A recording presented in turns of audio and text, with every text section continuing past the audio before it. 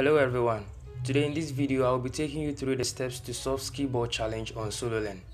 So let's run through our code coach challenges and pick out Skee-ball challenge. Alright, let's figure out to understand the challenge, then we can put down our codes and run our test cases. The challenge is actually talking about you playing a game in your local arcade, and then for every 12 points that you score in the game you get a ticket for it.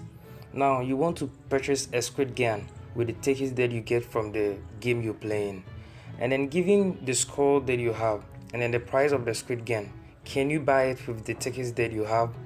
Now our task is to evaluate whether or not we have scored high enough to get enough tickets to purchase the squid gun at the arcade. Now our input format should be an integer that represents the point that we've scored playing the game, and then we need a second input that represents the cost of the squid gun in tickets.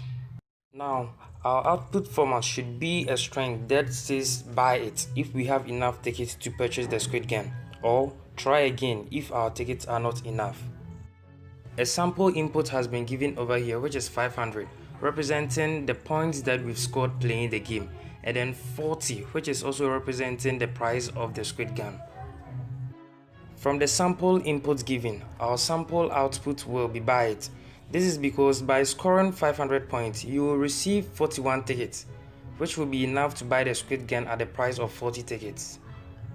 So let's proceed and start solving the challenge.